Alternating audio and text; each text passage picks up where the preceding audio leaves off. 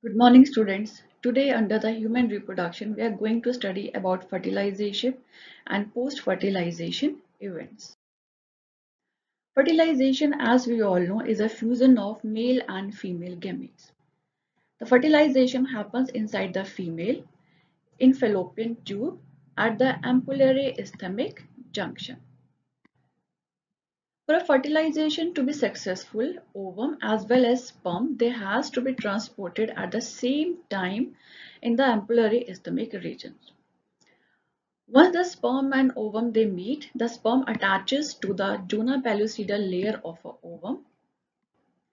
As soon as the one sperm enters to the zona pellucida, it blocks the entry of the additional sperm. For the attachment and the breaking of the wall, secretion from the acrosome helps the sperm to get entry inside the ovum. At the time of fertilization, the second meiotic division, which was still pending in the secondary oocyte, it happens and second polar body is released. The result of fertilization is zygote, which is deployed in nature. So here we can see that many sperms they are approaching the ovum. The outermost layer which is present outside the ovum is corona radiata. This is in the radiating manner.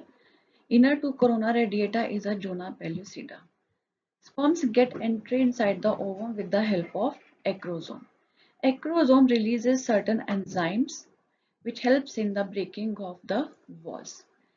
Once the sperm they get inside the ovum, then two nuclei fuse and it results in the formation of zygote. Now coming to implantation. In implantation, zygote undergoes mitotic division, which we all know that is a equational division. After the repeated mitotic division, zygote changes into the blastocyst. This blastocyst gets attached to the wall of uterine and specifically to the endometrium, and this process of attachment is called as implantation. Yes. Now understand implantation. Zygote undergoes a mitotic division and it will make a two-cell stage. Next, mitotic division results in the four-cell stage. These four-cell stage will further go into the division and they will make a 8-cell morula. These 8-cell morula they will further change into the 16-cell morula, and these 16-cell morula on mitosis will further change into the blastocyst. The blastocyst is differentiated into the outer layer, that is the trophoblast, and inner cell mass. This trophoblast will help in the implantation into the endometrium, while inner cell mass will make an embryo. So this was the complete process of the implantation where only mitotic division is involved. This is the diagram showing the implantation in a uterus. Here you can see that oocyte is released from the ovary.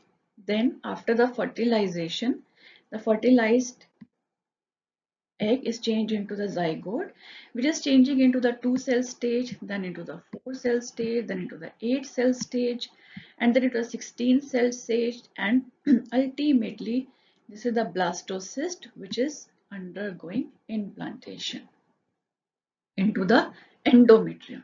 Now coming to pregnancy and embryonic development. First of all, coming to the trophoblast. Trophoblast makes the finger-like projections, which is called as chorionic villi. These become interdigitated with the uterine tissue and make placenta. Placenta is connected to fetus with the help of umbilical cord. The main role of placenta is to provide nutrition and oxygen to the fetus and removal of carbon dioxide along with the waste. Placenta also acts as an endocrine gland and it releases a certain hormone, that is the HCG, which is human chorionic gonadotropin, and HPL, that is human placental lactogen. These two hormones, these are released during the pregnancy only.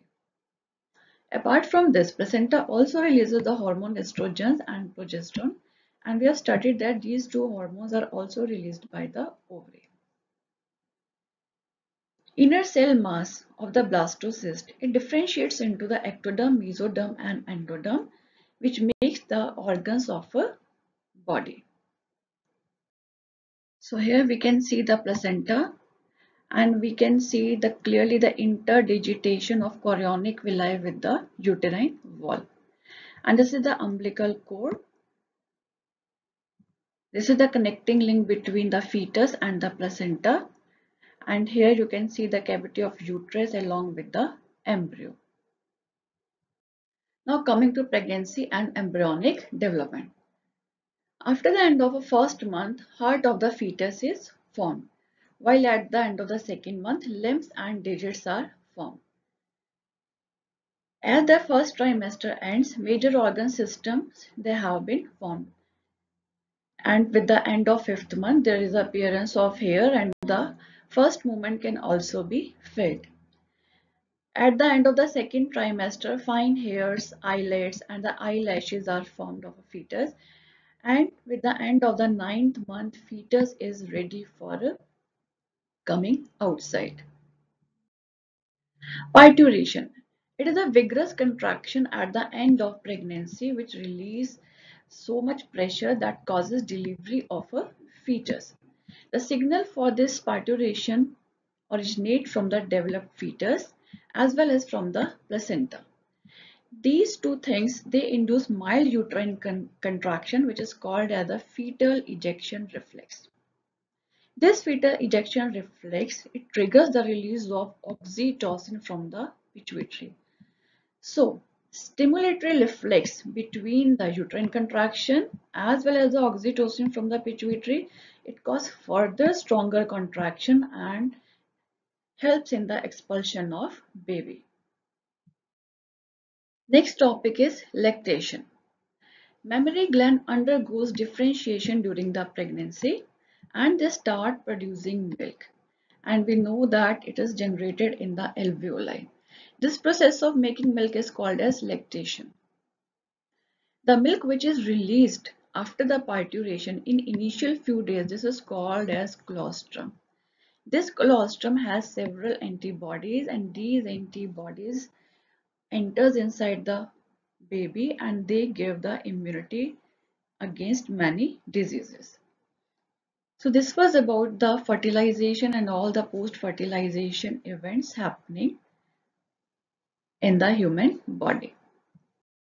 So there are few questions related to this content, that is define parturition, expand term HCG and HPL, and enlist various stages in implantation starting from zygote. And I hope that after going through the content, you all will be able to attempt these questions very easily. So wish you all the best and thank you.